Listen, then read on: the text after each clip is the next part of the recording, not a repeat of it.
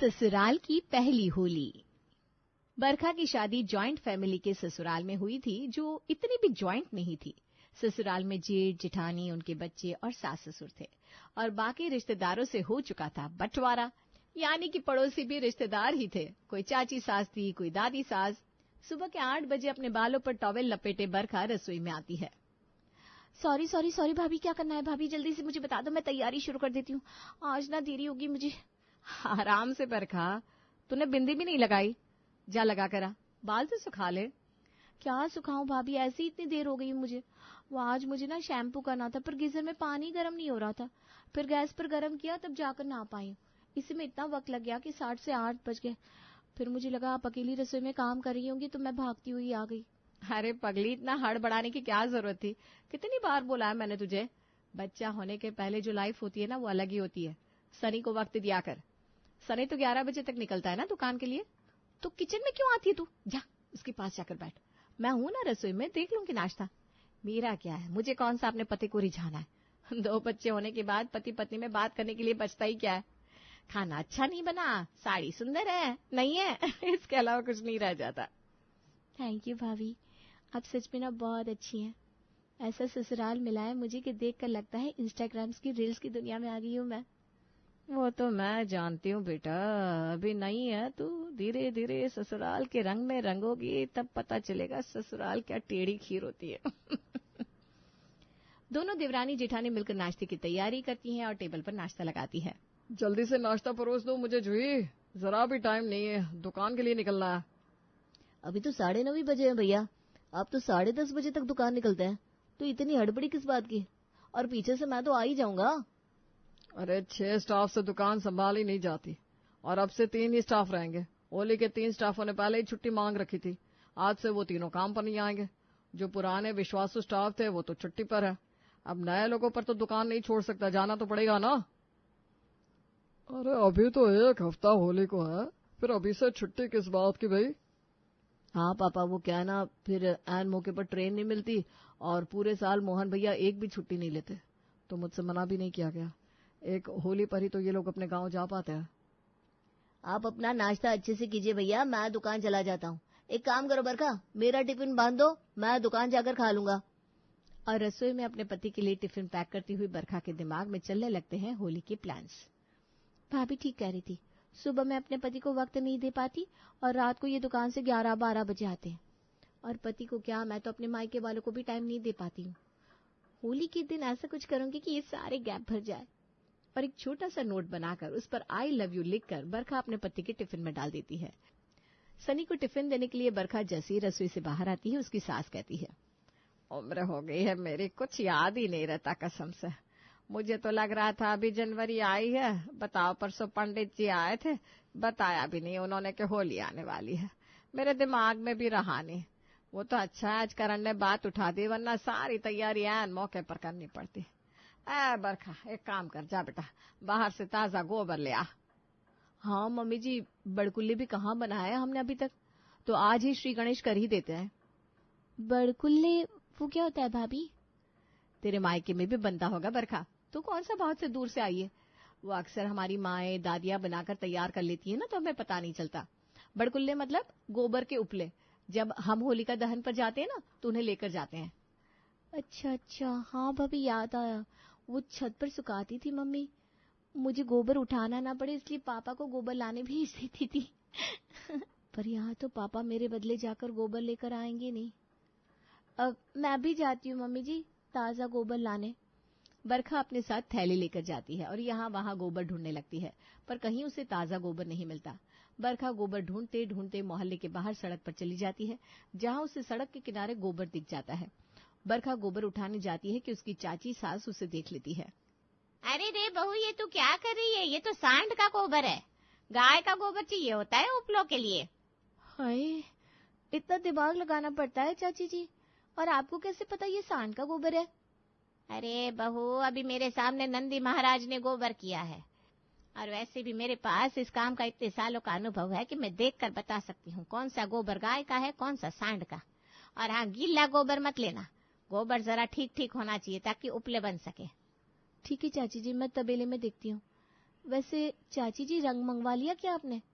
मैं कहाँ रंग खेलती हूँ बेटा, फुर्सत ही नहीं होती। रंग तो मैं मायके में खेलती थी, बड़ा मजा आता था। यहाँ तो काम ही इतना होता है कि काम के चक्कर में क्या रंग क्या रोगन। बरखा फाइनली गोबर ढूंढकर थैली में भर लेती है और अपने ससुराल आने के लिए निकल पड़ती है। बेचारी चाची जी, बताओ होली पर रंग भी नहीं खेल पाती। क्यों ना मैं अपने मायके वालों के साथ साथ अपने ससुराल वालों के लिए भी कुछ प्लानिंग करूं। क्या सही रहेगा ना? सब अगर मैचिंग कपड़े पहनेंगे, सबके लिए कलरफुल गोगल्स खरीद लूंगी, कैप्स भी ले लूंगी और गिफ्ट्स भी। क्या मजा आएगा। सुबह 9 बजे ही मम्मी के पास चली जाऊंगी और जाकर प्रेम को ऐसा रंग लगाऊंगी कि मुझे सताना भूल जाएगा। शादी के पहले मुझसे उठकर मुझे भूत बना देता था, इस पर मैं उसे नहीं छोड़ने वाली। और एक वॉच भी ले लूंगी उसके लिए, बड़े दिनों से स्मार्ट वॉच ढूंढ रहा है ना।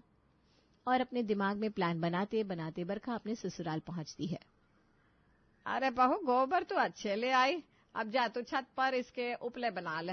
अरे जूही बेटा, पिछले साल के उपलों की फोटो है ना तेरे पास, भेज दे बरखा के फोन पर, देख देख कर बना लेगी। देख बेटा, हर आकार के उपले अलग अलग संख्या में बनते हैं, तो जिस आकार के जितने उपले फोटो में बने हुए दिखेंगे ना, उतने ही बनाना, न कम न ज्यादा। और हाँ, चांद सितारे सब अच्छे से बनाना है। नीचे का काम तो हम संभाल ही लेंगे, तू होली के कामों में लग जा बेटा। बरखा पिछले साल के उपलों की फोटोज देखी जा रही थी और उपले बनाई जा रही थी, जिसमें से काफी मजा आ रहा था। चलो अच्छा है, इसी बहाने टाइम मिल गया मुझे। छत पर बैठे बैठे होली के लिए प्लान्स भी कर लूंगी, किसे कौन सा गिफ्ट देना है नहीं देना है। मम्मी के लिए एक साड़ी तो लूंगी ही, और पापा के लिए कुर्ता पजामा। अरे याद आया, होली में पापा मम्मी और प्रेम शाम में कपड़े तो बदलती ही है गुलाल खेलने के लिए, तो शाम में बदलने के लिए जो नए कपड़े चाहिए वो मैं खरीद लूंगी। ये सही है, इतना कुछ लेकर जाऊंगी ना अपने मायके में, लगेगा शादी के बाद बिटिया आई तो ऐसी हरी भरी आई। जैसे जैसे होली नजदीक आ रही थी, बरखा की प्लानिंग बढ़ती जा रही थी और प्लानिंग के साथ साथ उसकी एक्साइटमेंट भी। एक सुबह, क्या मजा आएगा ना भाभी होली में, मैं तो इतनी एक्साइटेड हूँ कि क्या कहूँ। शादी के बाद मेरे ससुराल में ये मेरी पहली होली होने वाली है भाभी। मैंने तो सोच लिया है, इतना मजा करूंगी, इतनी धूम मचाऊंगी कि सभी देखते रह जाएंगे कि बरखा भी क्या चीज है भाई।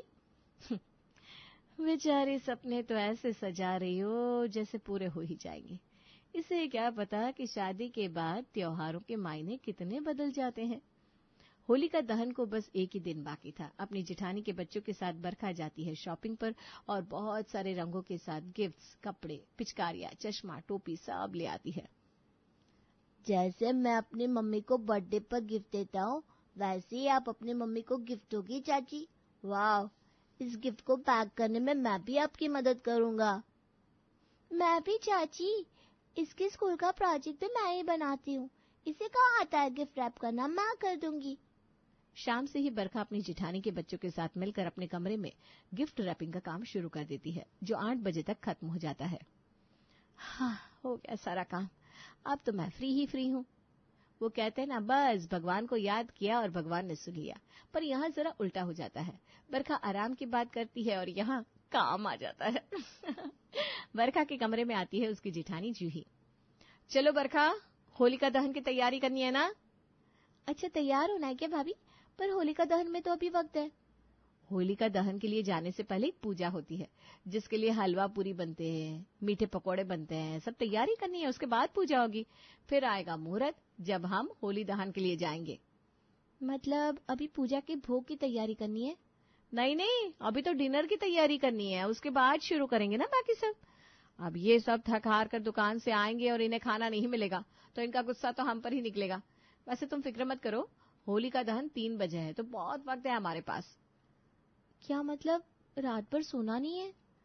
मेरा मतलब है पहले डिनर तैयार करना है, फिर पूजा के लिए खाना बनाना है और उसके बाद होलिका दहन पर जाना है, वो भी तैयार होकर। अरे मैं तो कहती हूँ तुम ना अपनी शादी का लहंगा पहन लेना या कोई लाल चटक रंग की साड़ी। हमारे में शादी के बाद जब दुल्हन की पहली होली होती है तो वो होलिका दहन में बहुत सज सवर के जाती है। तैयार होकर बाहर जाना किसे पसंद नहीं आता, पर जब सर पर ऑलरेडी इतना काम हो तब तो तैयार होना भी आफत से कम नहीं लगता। इतना सब करने के बाद बेचारी बरखा इतनी थक जाती है कि कल रंग पंचमी है, उसे याद ही नहीं रहता। होलिका दहन से लौटते ही सुबह के 4 बज जाते हैं। अब तो लग रहा है कि बिस्तर पर बैठी ही आग लग जाएगी। अरे बहू, ऐसे होलिका दहन से आने के बाद सोते थोड़ी ना है, जाओ मंदिर का दरवाजा खोल दो और घर में हर तरफ धूप बत्ती कर दो। आज रंग पंचमी है, सब शुभ शुभ होना चाहिए। मैं नहाकर मंदिर दर्शन करके आती हूँ। और इसी तरह बज जाते हैं 5 और फाइनली जाती है बरखा अपने कमरे में सोने के लिए। पर 5 से 7 बजते नहीं कि दरवाजे पर होती है दस्तक। बरखा कितनी देर सोओगी? होली है आज सोना नॉट अलाउड। जल्दी से दरवाजा खोलो। चाची हम आपका बाहर इंतजार कर रहे हैं। हैप्पी होली। अरे होली आ गई। होली का नाम सुनते ही सारी थकावट दूर हो गई। बरखा भागते हुए दरवाजा खोलती है। उसे लगता है कि उसके जेठ जी उसे रंग लगाएंगे, पर ऐसा नहीं होता। एक काम करो बरखा, इन दोनों बच्चों को पुराने कपड़े पहना दो। रंग खेलना है ना, वरना ये नए कपड़े खराब करेंगे। मैं जूही को कह देता, पर वो तो रसोई का काम संभाल रही है। अब होली है तो पकवान तो बनने ही है। हाँ हाँ भैया, इसमें कौन सी बड़ी बात है, मैं अभी कर देती हूँ। चलो बच्चों, चाची दोनों को होली के लिए तैयार कर देगी। दोनों बच्चे पुराने कपड़े पहनकर छत पर चले जाते हैं और बाहर से अपने दोस्तों के साथ होली खेलने के बाद रंग में सना हुआ सनी अंदर आता है। बरखा हैप्पी होली डार्लिंग। ये कहकर सनी बरखा को रंग लगाने जाता है कि महेश कहता है, सनी कल क्या बोला था मैंने? ये रंग वंग का काम छत पर होगा। सोफे पर रंग चढ़ गया ना तो छूटेगा नहीं। और हॉल गंदा मत करो, मेहमान आएंगे, अच्छा नहीं लगता है। हाँ जी, आप छत पर जाइए। मैं अभी तक भाभी से भी नहीं मिली हूँ, मम्मी जी का आशीर्वाद भी नहीं लिया मैंने। मैं यहाँ सबसे मिलकर भगवान को रंग लगाने के बाद ऊपर आती हूँ। कितनी आसानी से बरखा ने बोल दिया कि मैं सबको रंग लगाकर ऊपर आती हूँ, पर ऐसा होने वाला था क्या? लगता है प्लान चेंज करना होगा। यहाँ तो होली खेलने में ही 10 बज जाएंगे। उसके बाद नहा धोकर मैं मम्मी के यहाँ जाने के लिए निकल पाऊंगी, तो मम्मी के यहाँ 10:30 बजे तक जाने का फिक्स करती हूँ। यही सही है। बरखा जैसे ही रसोई में आती है, रसोई में बिखरे इतने काम को देखकर उसका दिमाग घूम जाता है। भाभी ये सब क्या है? इतना सारा आटा गूंदा है आपने और इतनी सारी सब्जियां काटी है। ये चिप्स, खुजले, मालपुए, दही बड़े, गुजिया, सवाली, रबड़ी और भी बहुत कुछ है आज के मेनू में। आप इतना सब अकेले कैसे करेंगे भाभी? मैं करती हूँ आपकी मदद। मायके में तो मम्मी बनाकर परोस देती थी तो कोई टेंशन ही नहीं था। मैं तो बस होली खेल कर आती थी, ब्रेक में खाना खाती थी और फिर से होली खेलने चली जाती थी। उसकी पीछे लगी मेहनत का कभी अंदाजा ही नहीं हुआ मुझे। पर भाभी हम ये सब बाहर से भी तो मंगवा सकते हैं ना? अच्छा, क्या क्या मंगवा लोगी बाहर से? देखा जाए तो ये चिप्स और खजले तो बाहर के ही हैं, इससे बस तलना है। अब ये पूरी, खीर, मालपुआ, रबड़ी ये भी बाहर से मंगवा ले क्या? और वैसे भी पापा जी को बाहर से मंगवाया हुआ खाना पचता नहीं, और फिर भगवान को भोग भी तो लगाना होता है। जितनी सावधानी से हम घर पर खाना बना सकते हैं, वैसी सावधानी बाहर वाले तो नहीं बरतेंगे। एक बार के लिए इतना काम देखकर बरखा का तो दिल ही बैठ जाता है। अब इतना सब अपनी जेठानी पर छोड़कर वो होली खेलने तो जा नहीं सकती थी, इसलिए वो भी खाने की तैयारियों में लग जाती है। 10 बजते बजते सभी खाना मांगना शुरू कर देते हैं। जहाँ तो हमने सिर्फ पूरी, सब्जी, खीर और बड़े ही बनाए हैं, भाभी और बाहर पापा जी खाना मांग रहे हैं। मैं यहाँ पापड़ और चिप्स तलती हूँ, तब तक तू दही बड़े की तैयारी कर ले। 5 मिनट में खाना लगा देंगे। जो बना है कम से कम वो तो परोस, बाकी काम तो आज दिन भर चलना ही है। सभी को नाश्ता देने के बाद बरखा को लगता है कि अब शायद वो अपने मायके के लिए निकल सकती है। एक बार तो सभी ने खा लिया है, आधे घंटे के लिए मम्मी के पास होकर आऊं मम्मी जी, और यहाँ शाम में गुलाल खेलूंगी। वही बात तो है, रंग तो रंग होता है, क्या गीला क्या सूखा। बरखा जल्दी से अपने कमरे में जाती है और कंघी करने के बाद अपना पर्स लेकर निकलने लगती है कि दरवाजे से उसकी चाची सास अपने परिवार के साथ होली की बधाइयां देते हुए अंदर आती है। अरे बहू, ये होली के दिन पर्स उठाकर कहाँ चल दी तू? बाहर जाना आज ठीक लग रहा है तुझे? बाजार में हर तरफ रंग उड़ रहे हैं, कोई रंग डाल देगा। इतनी समझ तो तुझे खुद होनी चाहिए। क्या घट गया बता? अरे कहाँ जाएगी, कहीं नहीं जाती होगी। ऐसी आदत है आए दिन तैयार होकर फोटो लेने की। हैप्पी होली का पोस्ट डालती होगी। फोटो लेना हो गया हो बहू तो अपनी चाची सास के लिए नाश्ता लगा दे। कभी चाची सास, कभी ताई सास, कभी ससुर जी के दोस्त, तो कभी दुकान के स्टाफ। खाना बनता जाता है, टेबल पर लगता जाता है और बज जाते हैं दोपहर के 2। होली हो जाती है खत्म और सभी होली खेलकर छत से धीरे धीरे नीचे उतरने लगते हैं। बड़ी होली खेली आज बच्चों ने। एक काम करो ना बरखा, दोनों को नहला दो, वरना जैसे ये भागा दौड़ी कर रहा है ना, कहीं फिसल कर गिर ना जाए। हाँ हाँ, आप भी जाकर नहा लीजिए, वरना तबीयत बिगड़ जाएगी। तब से होली खेल रहे हैं आप। जैसे जैसे दिन ढलता जाता है, बरखा का होली को लेकर एक्साइटमेंट भी कम होता जाता है। कितने सारे गिफ्ट मंगवाए थे पियर के लिए। एक शहर में ही मायका और ससुराल दोनों है, फिर भी मैं उन्हें गिफ्ट तक देने अपने मायके नहीं जा पाई। सरप्राइज दूंगी इसके चक्कर में मम्मी को फोन करके होली की बधाई भी नहीं दी मैंने। बरखा लगाती है अपनी माँ को फोन। हैप्पी होली मम्मी, वो सुबह से इतना काम था कि मैं आपको होली विश ही नहीं कर पाई। अब टेंशन मत लीजिए, शाम को मैं आऊंगी। तू आ रही है बेटा? हाँ हाँ बिल्कुल आ जा। मैंने भी सामने से फोन नहीं किया, त्योहार का दिन है, तेरे घर में खुद ही बहुत सारे काम होंगे, ऐसे मैं तुझे डिस्टर्ब नहीं करना चाहती थी। अरे मम्मी, माँ की फोन से बेटी डिस्टर्ब होती है क्या? चाची देखो ना, रितिका मार रही है मुझे। मम्मी वो। हाँ बेटा कोई बात नहीं, जा जा, बच्चों का घर है, तेरा काम तो लगे रहेंगे। पर 6 बजे तक तैयार है ना मम्मी, आज तो मैं जाकर रहूंगी। बेचारी बरखा अपनी माँ को वादा तो कर देती है, पर त्योहारों में घर की गृहिणी के लिए घर से निकलना इतना आसान होता है क्या? जैसे ही शाम होती जाती है, गुलाल खेलने के लिए लोगों का आना शुरू होता जाता है। फिर शाम की पूजा, ये वो, और रात हो जाती है। थके हारे सभी सोने लग जाते हैं। अपने घर के हॉल में अकेले सर झुकाए बरखा बैठी थी कि तभी जूही उसके गालों पर रंग लगाती है। मम्मी को वादा किया था मैंने भाभी। शादी के पहले और शादी के बाद की होली में यही तो फर्क होता है बरखा। तुम्हें क्या लगता है आंटी जी समझी नहीं होंगी?